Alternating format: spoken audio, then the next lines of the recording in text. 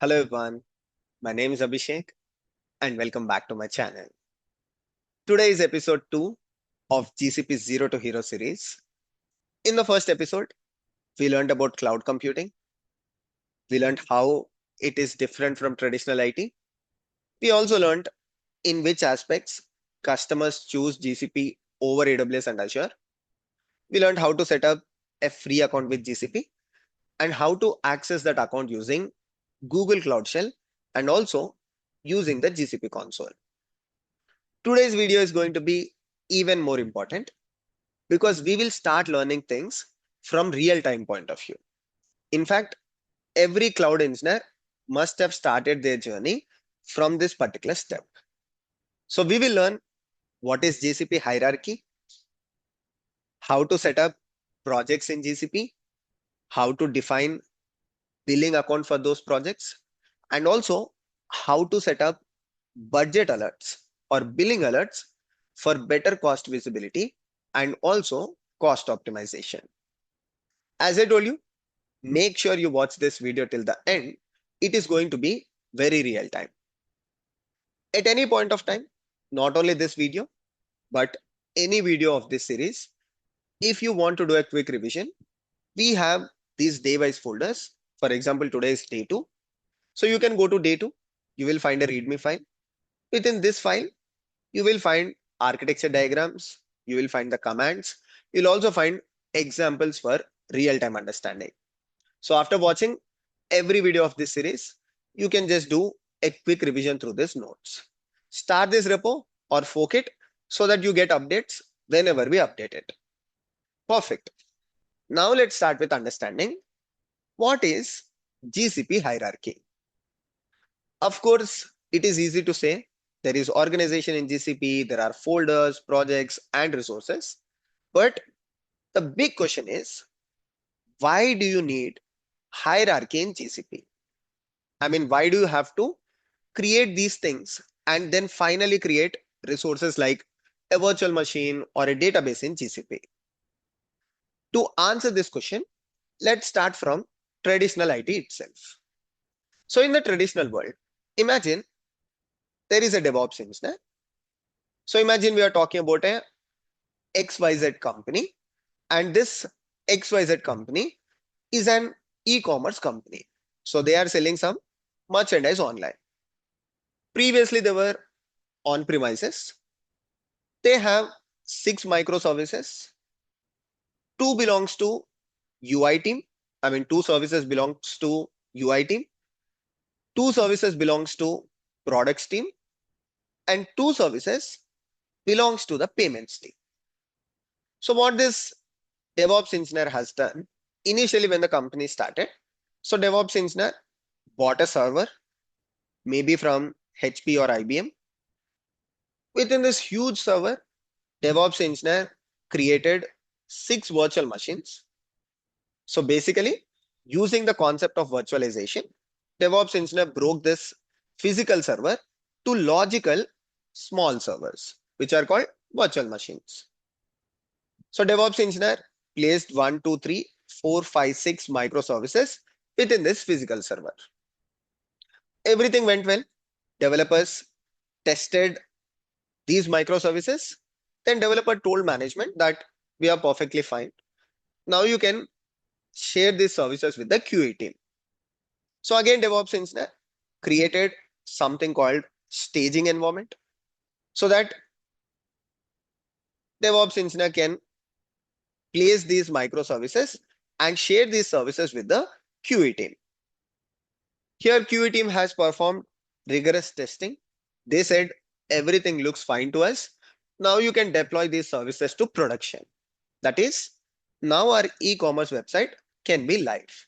So again, DevOps engineer bought a huge server, and within this huge server, DevOps engineer implemented the concept of virtualization and deployed these 6 virtual machines and microservices in the 6 virtual machines. Perfect. Of course, for additional configuration, DevOps engineer created database for each environment. DevOps engineer placed a load balancer, API gateway, firewall setting, everything that is required to secure the microservices and also to make them robust. Now, after some time, imagine management comes to this DevOps engineer and asks, hey, can you tell us what is the costing exact cost that UI team has spent on the microservices, on the database, on the load balancer, API gateway, anything that is. What is the exact costing for the UI microservices? Now, DevOps engineer is little confused because there are microservices at each environment. There is no particular isolation from environment to environment.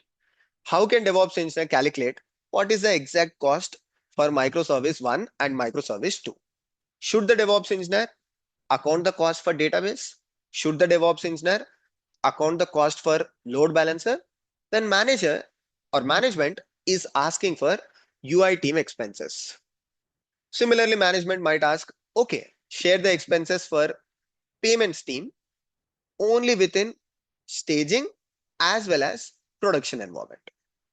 Now it is highly impossible because there is no cost visibility and there is no cost optimization in this case. DevOps engineer could not optimize the cost for one specific team. So this is one of the major challenges with traditional IT or non-cloud computing architecture. So this is where cloud, it's not only about GCP, but every cloud platform has come up with their own hierarchy. Now, why is this hierarchy needed? Again, hierarchy is needed for cost visibility. This cost visibility explains the management, how much is spent by a particular team, how much is spent by a particular microservice. If they feel it is too much, they can ask to reduce the cost for this microservice, maybe by compromising on the latency, by compromising on any other factors. So one, cost visibility. Two, cost optimization. Because cost optimization, that is reducing the cost, is dependent on cost visibility. So overall, for these two things, every cloud platform has come up with their own hierarchy. It is different for every cloud platform. When it comes to GCP, this is the hierarchy. So it starts with organization, then folders, then projects, and then resources. But Abhishek, what exactly is this hierarchy? I'll try to explain you. So in the world of GCP cloud computing, what cloud engineers do? So if a company wants to onboard GCP, so imagine now you're working as a cloud engineer and your company wants to onboard this entire thing to Google Cloud Platform. So the first thing that you will do is you will set up an organization for your Google account, or you will set up an organization for your organization. But Abhishek, how do we do this? Because last time in the previous episode, when we created a Google Cloud account, all that we got was my first project, or all that we got is a default project. We did not get any option for choosing an organization. Yes, this is true because Google Cloud Platform does not provide you access to configure organization if you are going with a free account or if you are using a basic Google account, something like you and me use for our personal Gmail or for our personal storage. Instead, organizations has something called Google for Business or Google Workspace. So companies usually buy this Google Workspace. It comes with Google One, it comes with extra storage, it comes with more access when compared to your personal Google account. It's almost the same, but Google account that you use for your G Drive, for your documents, for your storage, whatever you use, or for your Gmail is your personal Google account. But when it comes to companies, they can reach out to Google and they can set up something called Google Workspace. And within this Google Workspace, they can set up users. So they can share this Google Workspace between all the users of their company. So you get something like xyz@gmail.com. Whereas when you go with Google Workspace, you can use domain of your choice. In this case, maybe the cloud engineer might get something like abhi at the rate, if the name of the company is xyz, at the rate xyz.com. So this is for your simple understanding. So what companies do, they go for Google Workspace, and when they go for Google Workspace, and when the DevOps engineer or cloud engineer use one of their xyz.com email address, usually they don't use their personal address, but they ask the management to create something like Google Cloud Admin at the rate xyz.com. So they ask their management to set up something like this. And when they configure a Google account with this particular Google account or Gmail, then they see an option for organization. So unfortunately, when you do it with your personal account, you don't get this option. Anyways, now within the organization, you will be able to create something called folders. But Abhishek, what is this folder? If you look at the previous example, you will understand there are three placeholders, or there are three environments. One is dev, one is stage, and one is production. So as a cloud engineer, you can create three folders within your organization. And within each folder, I mean, you can call one of the folder as dev environment, one of the folder as staging, and one of the folder as production. So this way, you have a clear isolation. Now, if your management asks what is the cost in the production, you can just share the cost for this particular folder. But what will you create within these folders? So within these folders, you will set up something called projects. But Abhishek, what exactly are projects? If we take the same example, in this case, projects can be the UI, projects can be payments team, and projects can be UI team, payments team, or products team. And within these projects, you can set up virtual machine, you can set up database, you can set up your network configuration, you can set up storage, anything that you want. So the typical hierarchy of Google Cloud Platform is organization, within the organization folder, within the folder project, and within the project, finally resources are created. One more time to understand, like because this is very important, I will try to repeat this concept. So whenever you join as a cloud engineer, and let's say your organization does not have a Google Cloud account, so you will request your management to set up a Google Workspace. So your management buys the Google Workspace, and then you tell your management, okay, can you create something like G Cloud Admin or whatever you want the name to be at the rate xyz.com. So once they set up this account, now within this account, you will create a GCP Cloud account. And once you create a GCP Cloud account and provide the payments information, and once you verify everything, you will see an access to configure an organization. Once you set up an organization, you can directly create resources as well. It's not that you have to create folders. Folders is not mandatory, but it is always good to create folders for better isolation.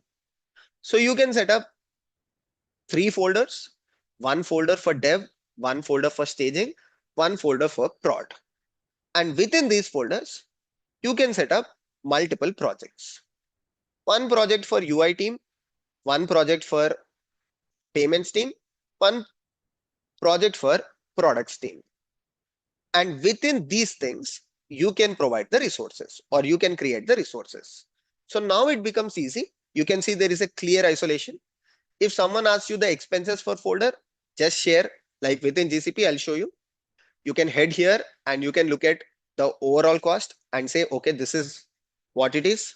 If someone asks you, tell me what is the cost for UI team, you'll come here, you will see the cost and you will say it. If someone asks you for the entire organization, you also have it. So whenever you create a project, all that you need to do is set up a billing account. Abhishek, can we see this in real time? Why not? You don't have access for organization, you don't have access for folder, but you can directly create projects and associate it with a billing account. Let's see how to do it. For example, we are working right now with payments team. So I will click on new project, and I will create something like payments hyphen dev, so that I can put all the devs inside the dev folder, right? Payments hyphen dev, projects hyphen dev, UI hyphen dev. I can put all them under one folder. Even if I try to browse, I will not see any option. I will see no organization because we are using a free account. I'll click on create. That's it. A project is created. Now you are within my first project. Once this project is set up, I can click on this and we can select the project that we're in or project that we are interested in. So whenever you are working for a particular team, just click on this button and switch between the projects within your organization. And within this, by default, APIs are not open. For example, if I just say compute, I want to create a virtual machine. I'll go to, let's say, compute engine. So by default, when I try to create this compute instance, I have to enable the APIs. For example, enable service health API. Sometimes, you might also have to enable the compute engine API. I'll click on VM instances. And within this, see compute engine API, enable. Now, only if you enable this, you will be able to create virtual machines, right? Once this is enabled, you can create virtual machines. We will learn that in future lessons. But for now, what is important? That you have to enable the APIs. If it is for compute, enable the compute engine API. If it is for storage, enable the storage API. This way, you will enable the APIs for the resources and you will create resources within the projects. Going back, okay, I'll go back to my payments-dev. Now coming to the billing account, if you're using a free trial account, so that is whenever you create a free account with Google Cloud, automatically a billing account is set up for you. And as part of this billing account, all your free credits are calculated. So you can just click on the three hyphens, move to billing, and you will find your free billing account here. In my case, I'm using a paid billing account because I'm using it for some of my personal projects. Otherwise, you can just move ahead with your free billing account. Now, whenever you decide or whenever you work in an organization, you will not be using the free billing account, but you will create a paid billing account. Let me show you how you can create one and how you can associate your projects with a paid billing account. All that you need to do is on your billing account, you will find manage billing accounts. Click on that. You will find your existing billing accounts. You might see a free one here. Click on create account. Perfect. So you can just say payments, or if you want to associate a billing account with two different projects, you can say payments and let's say products or anything that you want to name. So one billing account can be associated with multiple projects as well. Okay, I'll click on continue. And at this point, if you want to go with a paid account, as I told you, you have to upgrade this and you have to provide with the details. So you have to associate your payment method with the billing account. And in the next steps, you will have your billing account created. After that, you can just go back. For example, this is my billing account. Here, I can associate this with one project. I can associate this with two projects or n number of projects. At any point of time, if I want to remove one of the project, I can just click on it, disable billing, right? So this is how you can disable the billing for a project, change the billing, associate or remove the billing account. Now let's see about billing alerts or budget alerts. Whenever you create a project, you should always define billing alerts for the project. Abhishek, why is it needed? Imagine some random person started creating 100 virtual machines within this project, or one DevOps engineer accidentally triggered a script, and this DevOps engineer started creating 100 virtual machines. Now, this will cost a lot for your organization. Instead of waiting and instead of incurring the costs, you can set up budget alerts. So you can say, okay, for this particular project, notify me if the billing exceeds 100 Indian rupees, or if the billing exceeds 1000 Indian rupees or 10 US dollars. So this way, you will be notified and you will be sure that you are not spending more for a particular project, right? This will also help you during your learning phase. If you are a beginner, so you can define these billing alerts and make sure you are not incurred more than a particular amount during your learning phase. Okay, so I'll say create a budget. So I'll define the budget as the name of the budget as payments underscore budget. Time range, do you want to verify this monthly, quarterly, yearly? Okay, for every month, I'll define a budget, and this should be applicable only for the payments, all the services, no matter which service it is. Okay, I'll click on next. Specify the amount. I will say 1000 rupees. If you want to define, you can define anything. And when do you want to get notified? When 50% of your budget is spent, that is 100 rupees, do you want a trigger? And during the 90 rupees, you want a trigger. And when you are completely spent, that is 1000 rupees, you again want a trigger, right? Do you want an actual trigger or forecasted trigger? Okay, I'll keep it actual. I will ask to send email alert. Perfect. Finish. Now the budget alerts are configured. So this way, you can make sure you are not overspending on Google Cloud. Now you might have understood how cloud computing helps when it comes to traditional computing. In the traditional computing, you are paying initially, but in the cloud computing, you are renting the services, and even for the renting, you can configure the alerts so that you are always conscious about how much you are spending on the cloud computing. So this is how GCP hierarchy is defined. As we keep going into the next lectures, you will understand better, because today you might be very new to Google Cloud. You might find some of the things like virtual machine, compute, or you might find names like storage very difficult. But as we keep moving into the next lectures, because hierarchy is important, I initially covered the hierarchy, and I wanted to tell you the importance of cost visibility and cost optimization. Cost optimization is nothing. Once you have your cost visibility, let's say you want to decrease spending on a particular project, spending on a particular folder, you can optimize the cost for it. Maybe reduce the size of your compute, maybe reduce the size of your storage, etc. Or at least have a discussion with the development team and management. So I wanted to give you some initial insight before we get started with the cloud computing services. I hope you found this lecture informative. You can also enable the APIs. Abhishek, if I have to enable 10 APIs within a project, don't worry, you can use the gcloud command. So in the README file, this is the gcloud command. I enabled for compute. Similarly, you can enable for storage, monitoring, logging, IAM credentials, any service that you want to use, right?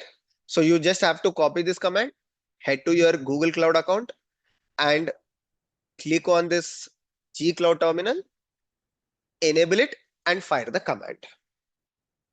Even if you don't do today, that is totally fine. So this is about today's lecture and how GCP hierarchy works. If you have any questions, do let me know in the comment section.